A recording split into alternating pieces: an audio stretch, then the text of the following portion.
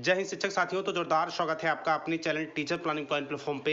और एक बार फिर से मैं हाजिर हूँ ब्रिज कोर्स संबंधित लेटेस्ट और बड़ी खबर के साथ। जी हाँ साथियों, यह अपने आप में पूरे भारत में पहली खबर है और कहीं न कहीं काफ़ी खास है क्योंकि इसका संबंध ब्रिज कोर्स से है। तो बिल्कुल साथियों, ब्रिज कोर्स की एक एक चीज़ें मैं आप लोग के साथ शेयर करूँगा और साथ ही साथ कह दूँ साथियों कि उत्तराखंड हाईकोर्ट में इसे लेकर केस हुई है जिसकी सुनवाई आज होने वाली है। वह भी मैं स्पेशली केस स्टेटस के माध्यम से आपको सारी चीज़ें स्पष्ट करने वाला हूँ।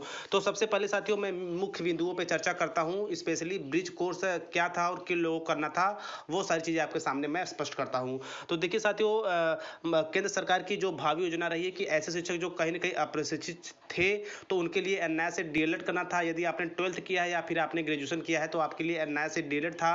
और साथ-साथ यदि आपने बीएड कर लिया है और प्राइवेट स्कूल में पढ़ा रहे हैं या फिर आप सरकारी शिक्षक हैं, तो आपको 1 से 5 में बच्चों को पढ़ाने के लिए वह प्राइमरी शिक्षक भर्ती में नियुक्ति पाने के लिए या एलिजिबल होने के लिए ब्रिज कोर्स करना अनिवार्य था, जिसको हम सेतु पाठ्यक्रम के नाम से भी जानते थे। ऐसे में साथियों, हम सभी को पता है कि एनआईए से डीएलएड पूरी तरह से वैध है। साथ ही साथ एनआईए से जो डीएलएड संस्था है या फिर एनआईए से जो संस्था है वह बिल्कुल वैलिड है। ऐसे में उन्हीं के द्वारा यह कोर्स लॉन्च किया गया था। स्पेशली ब्रिज कोर्स 6 महीने का कोर्स था। तो साथियों, यानी कि ऐसे विद्यार्थी जिन्होंने लगभग अपना ब्रिज कोर्स कंप्लीट कर लिया है या फिर शिक्षक भर्ती के संबंध में जो भी चीज़ें हैं अभी भी असमंजस की स्थिति बनी हुई है, तो उसे लेकर ब्रिज कोर्स करने वाले अभ्यर्थियों ने एक केस उत्तराखंड हाईकोर्ट में दायर की है जिसकी पहली सुनवाई आज है। तो साथियों, दोनों बिंदुओं को आप बिल्कुल स्पष्ट रूप से समझ गए होंगे कि ब्रिज कोर्स क्या था और साथ साथ क्यों आवश्यकता पड़ी स्पेशली बीएड वालों को।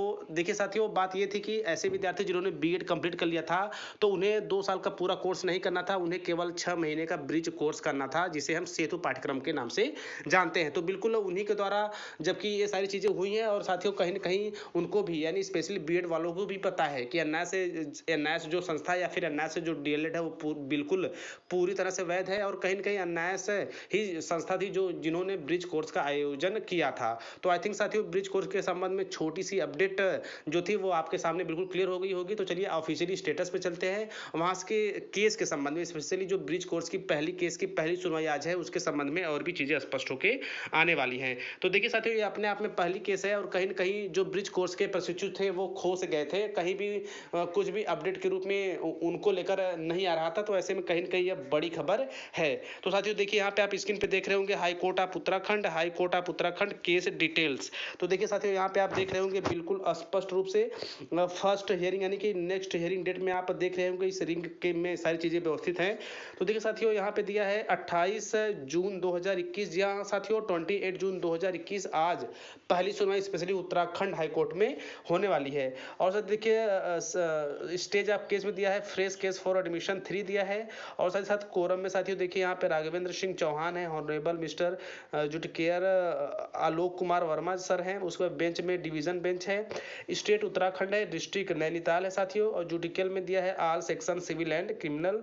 और काउंसलिस्ट ने में दिया है डेली केज लिस्ट। और बिल्कुल साथियों, केज की जो लिस्टिंग है वो बिल्कुल हो चुकी है और आज इसकी पहली सुनवाई है स्पेशली ब्रिज कोर्स के शिक्षार्थियों को लेके। और साथ साथ साथियों, आप समझ रहे होंगे इनका भी मुद्दा लगभग वही है शिक्षक भर्ती में सम्मिलित किए जाने के संबंध में। तो देखिए साथियों, यहाँ पे आप देख रहे होंगे सुरेंद्र सिंह बोहरा, एडवोकेट है मनोज कुमार। और यहाँ पे आप स्टेट ऑफ उत्तराखंड है, डायरेक्ट एलिमेंट्री एजुकेशन यूके यानी कि Uttarakhand respondent and advocate details में ये सारी चीजें मेंशन है।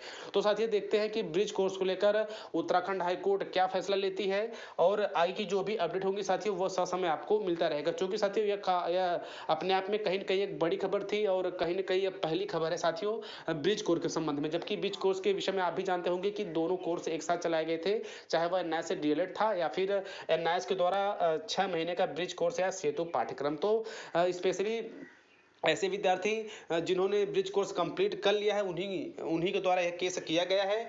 तो देखते हैं साथियों, इसी लेकर उत्तराखंड हाई कोर्ट क्या फैसला देती है, शिक्षक भर्ती में सम्मिलित किए जाने के संबंध में क्या फैसला देती है और भी जो समस्याएं स्पेशली जो ब्रिज कोर्स से संबंधित हैं और जिन शिक्षक साथियों ने केस किया है उन्हें लेके अपडेट के रूप में जो भी चीजें आएंगी इस समय आपको मिलता रहेगा साथियों। तो मिलते हैं नेक्स्ट वीडियो में नेक्स्ट इन्फॉर्मेशन के साथ। तब तक स्वस्थ व्यस्त और मस्त रहिए। जय हिंद, वंदे मातरम।